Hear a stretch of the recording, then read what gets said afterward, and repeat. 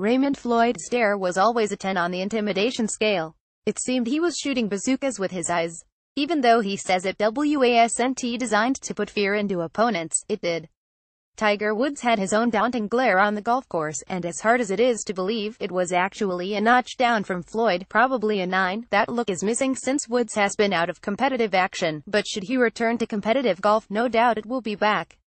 Woods and Floyd are not the only golfers who can drill holes into opponents with their eyes.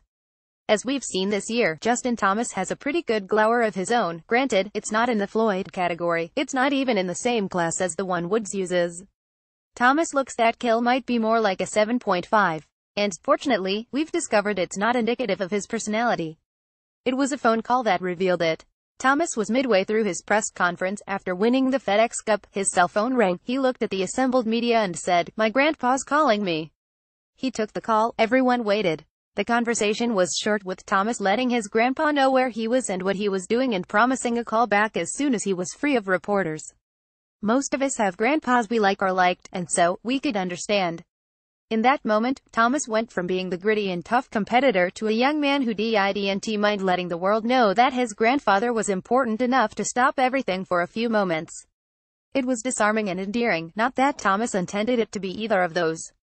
He probably wants to be perceived as a hard-nosed guy, at least on the course, because he's a fighter. And yet, before our eyes, Justin Thomas opened the floodgates and almost turned into a Jordan Spieth with thorough, polite, and expansive answers to every question that made sense. But now we know, underneath that outer shell, there's a soft center, someone with vulnerabilities he's not embarrassed to discuss. Justin Thomas credits relationship with caddy for growth. Thomas was quick to give credit for his recent success to his veteran caddy, Jimmy Johnson, for his success and for helping him with his emotions on the course. Photo by El Sajati. Image CO him everything. I mean, he's such a big help this year. This year is as much his as it is mine, Thomas said. Thomas recited the 6 victories, the PGA Championship, participating in the President's Cup, becoming Player of the Year. He's been such a positive influence on me because he keeps me calm. He's been in these situations, whereas before, I maybe wasn't as comfortable because I hadn't been there, and he had been, so he knew what to say to keep me calm and keep me going, Thomas explained.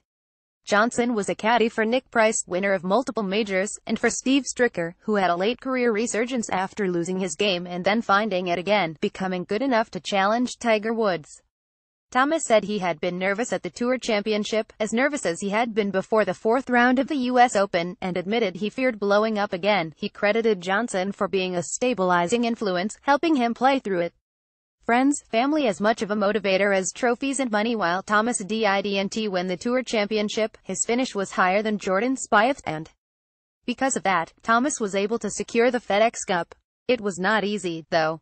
For a little while during the final round, Thomas and Spieth were tied for the lead. I think I laughed when I saw it, Thomas revealed. I thought, honestly, this probably will happen, and the golf world will completely blow up and lose its mind if Jordan and I were in a playoff for the FedEx Cup. I don't think anybody would have known what to do with themselves. Rather than talking about what he was going to do with the money, he talked about how he never thought about the money. He talked about where he was going to take his trophies. He intended to share the victories with his friends in Florida, Tiger Woods included, his friends in Tuscaloosa, Alabama, where he was in college, and in some of his favorite restaurants and bars.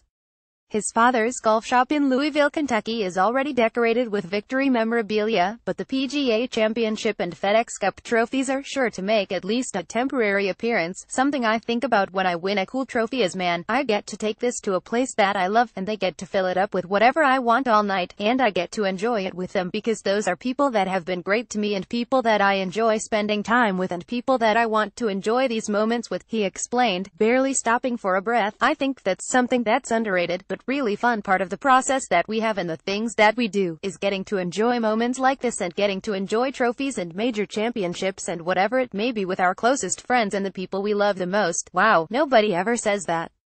So the next time you see Justin Thomas staring down his opponents, getting a little Raymond Floyd or Tiger Woods intimidation going, remember, competing is what he loves to do. And after he's done playing, he's a pretty good guy, which is high praise in golf. In addition, he has learned to do as Walter Hagen once said, stop and smell the roses along the way. Who can root against someone like that? Not me.